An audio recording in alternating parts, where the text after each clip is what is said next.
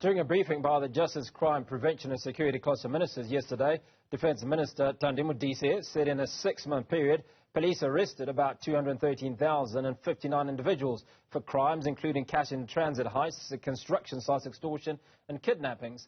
Since the inception of Operation Shanela in May, ministers are convinced that there's significant progress in government's commitment to restoring law and order. For more on this conversation, we're joined by crime expert Calvin Rafadi. Calvin, very good evening.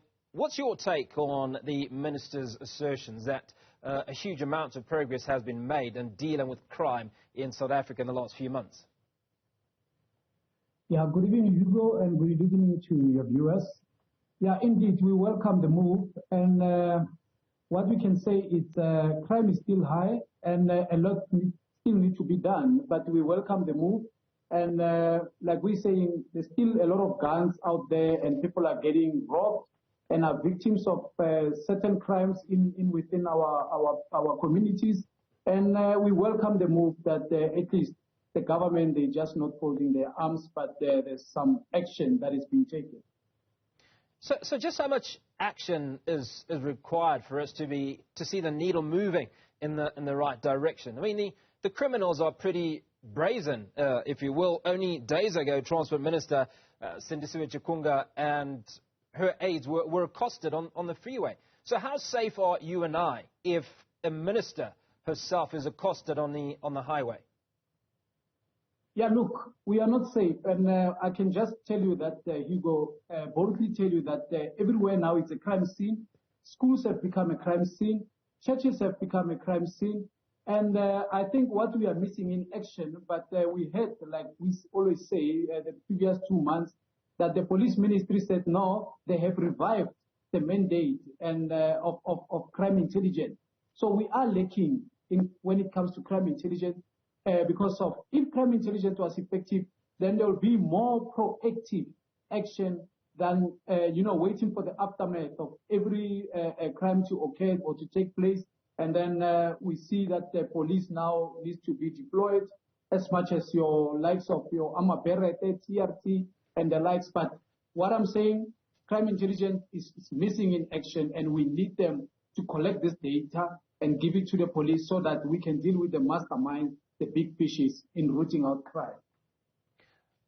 Well, obviously the government is happy with the Operation Shanela and what they've been able to achieve. Let's unpack what Operation Shanela is and the impact that it's made on the security situation in South Africa.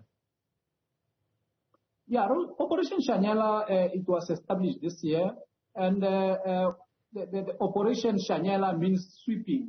So it's a move taken by certain, by SAPs together with their counterparts. So their role is to trace suspected, wanted people that they've got warrants of arrest and wanted criminals, and then to also check the validity of the vehicle, licensing if they are roadworthy or not, and to even do the stop and search, whereby most of the time they will recover guns and drugs when the guys are, trafficking certain goods to certain destinations which are affecting our community.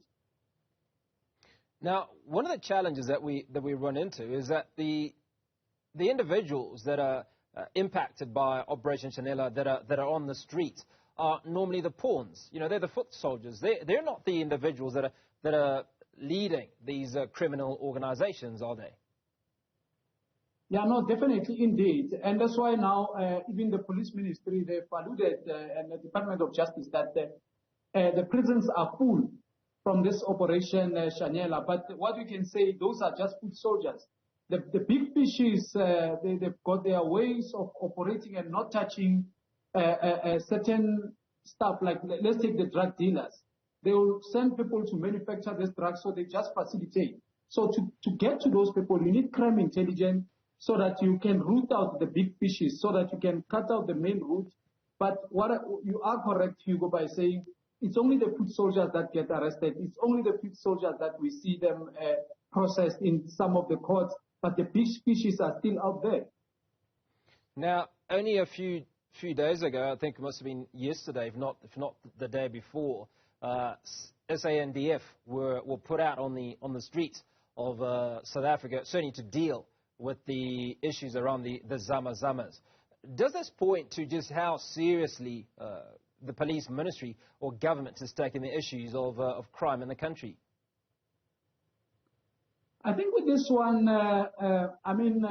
what I can say is the issue, there was not enough research that was done, and somehow that's why there's some mixed reaction.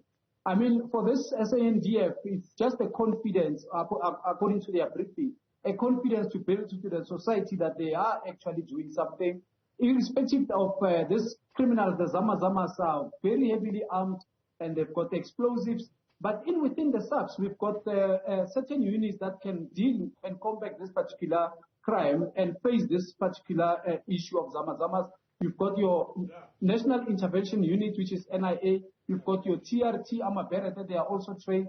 And to a point that there is a militarized unit within subs, which is a special task force. I mean, the ministry was supposed to exhaust that before they could even opt to take measures of deploying SANDF at the cost of at least $500 million. Now, how has Operation Shanela addressed high-profile crimes such as cash-in-transit heists, extortion of construction sites, and kidnappings, amongst others? Does it deal with this at all? Yeah, look, when it comes to organized crime, you've got the DPCI that also has a mandate, which is the Hawks. They've got a mandate to deal with this. And then with the subs, they've got their own tax team that they've formed in terms of, I think it's in Gauteng and also in Cape Town, that deals nationally in all the kidnappings. But the worrying factor about the kidnapping issues and ransom, like you mentioned, Hugo, is that a lot of people, they get kidnapped. And once the ransom is paid, then what happens to the docket? We don't see the arrest, police coming back and saying, no, we have arrested so-and-so from the case of last year or maybe 2 years back, of which the ransom was paid. So they cannot, what I'm trying to say, they can't become the negotiators. We need to see more arrests. Even those cases that the victim has been released, ransom has been paid, like we've seen with the Moti brothers, but we need to see those arrests so that we can have confidence in the tax team that they have formulated. So as we draw to a close, Calvin, I mean, let's talk about the 213,000 individuals that have been arrested in the last 6 months. I'd imagine many of those have been put in prison. The prisons are full at the moment, and obviously there will get to a point where they cannot accommodate anymore. When we speak to police officers on the show, they speak to us about the justice system and the failure to convict many of these individuals that are put in prison. How do these two come together to ensure that these criminals remain behind bars? Yeah, look, most of our police officers, when it comes to organized crime, I think they still need more training, like your continuous professional education. I thought when they were signing for the gym, the MOU for the gym, they will also sign, with the professional bodies. Because a lot of cases, when they go to court, they are not well prepared.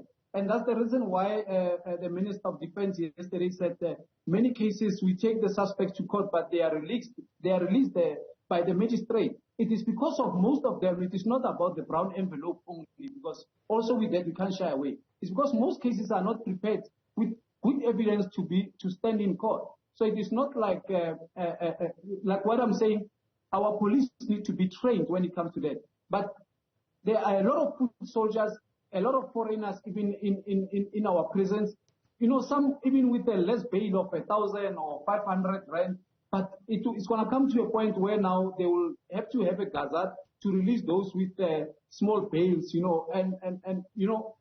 it's a chaos when it comes to that. Calvin Rafadi, crime expert, appreciate your time. Thanks so much for speaking to us. You're watching News at Prime.